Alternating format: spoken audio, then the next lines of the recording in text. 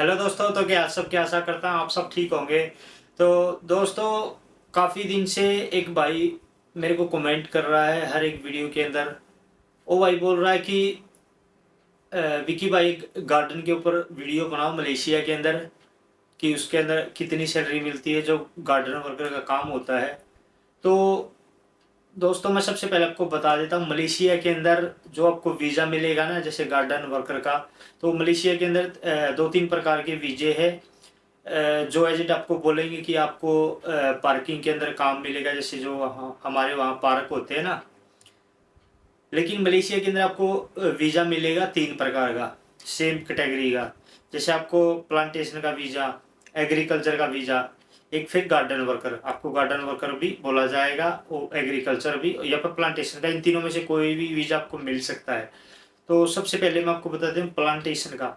जैसे प्लांटेशन का भी एक किस्म का ये सेम ही वीज़ा होता है, लेकिन प्लांटेशन का काम होता है जंगलों के अंदर। मलेशिया के अंदर पाम ऑयल का काम होता है।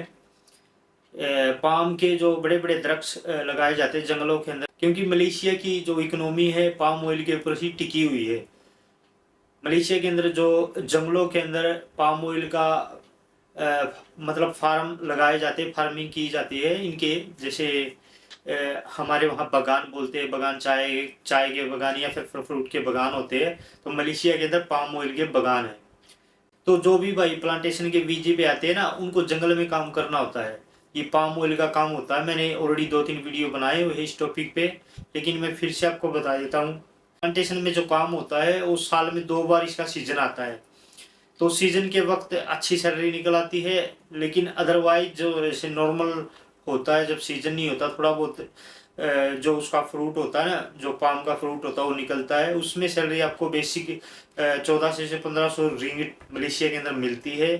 वो आप गूगल पे भी सर्च करके देख सकते हैं, और मैंने कई वीडियो में बताया हुआ है। लेकिन जब इसका सीजन आता है, जब मतलब तकरीबन ये पूरा फल पक जाता है, पूरा जो इनके बगान होते हैं ना जो पाम ऑयल के पक जाता है, तो उसके बाद थोड़ा ओवर टाइम लगना स्टार्ट हो जाता है, छुट्टी भी कैंसिल हो जाती है। तो उस टाइम पे ज़्यादा पाम निकलना स्टार्ट हो जाता है। तो उस वक्त आपकी सैलरी ज़्यादा निकलती है, 2000 से 2500 ओवर टाइम लग के।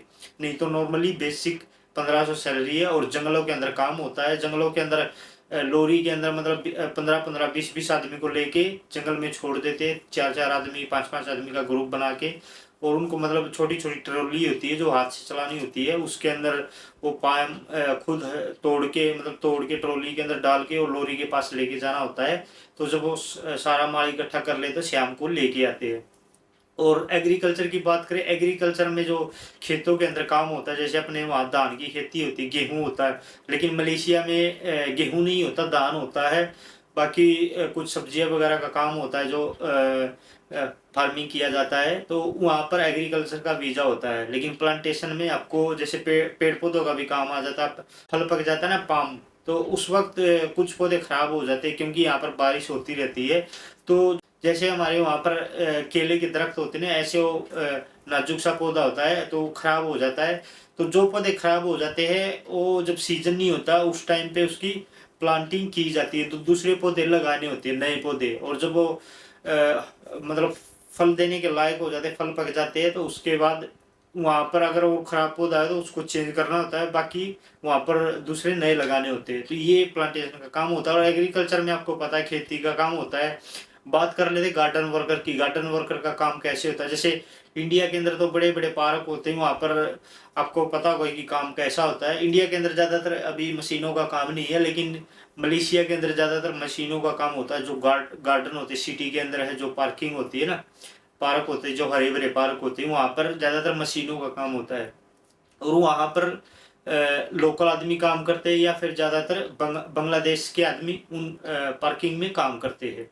तो उनकी सैलरी की बात करें, सैलरी तो 1400 से 1500 मलेशियन रिंगिट होती है, इससे ज़्यादा नहीं होती। और ना कोई उसमें ओटी का सिस्टम होता है, ना उसमें आपका खाने का सिस्टम होता है।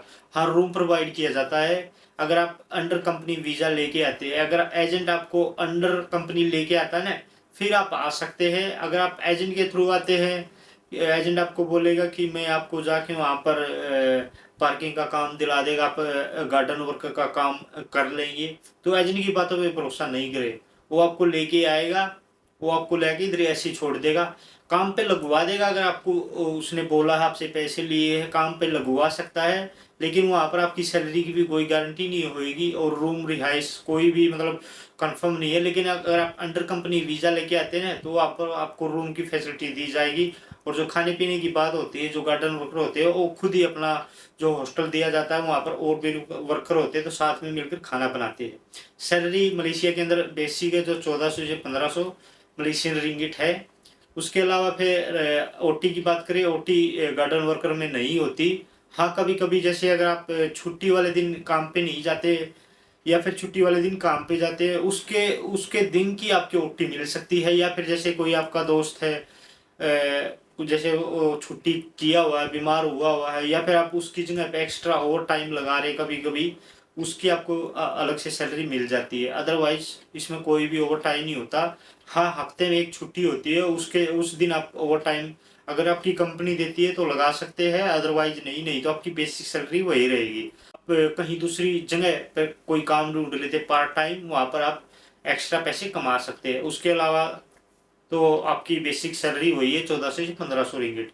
और इसमें 3 साल का वीज़ा होता है। 3 साल का वीज़ा ख़त्म करके आपको जाना होता है। अगर आप नहीं जाते तो आप अपनी कंपनी से बोल के रिन्यू करवा के आप काम भी कर सकते हैं, या फिर आप चाहे तो वेकेशन पे भी जा सकते हैं। जो मतलब गार्डन वर्कर का होता है, प्लांटेशन का होता है, एग्रीकल्चर का होता है, आप 10 साल के लिए कंपनी में आते हैं। मतलब वो आपको जो कॉन्ट्रैक्ट होता है ना वो 10 साल का होता है, लेकिन उसमें जब पहला कॉन्ट्रैक्ट होता है आपका 3 साल का होता है। 3 साल के बाद आप जा सकते हैं अगर आप काम नहीं करना चाहते। अगर आप काम करना चाहते हैं तो वो आपको हर साल आपका वीज़ा रिन्यू करवाना पड़ेगा। तो इसमें यही सैलरी है, यही डिटेल है। तो गाइस आशा करता हूँ आपको मेरा वीडियो पसंद आएगा। वीडियो पसंद है चैनल को सब्सक्राइब कर देना, वीडियो को शेयर जरूर कर देना। तो जय Hind, Vande Mataram, take care guys.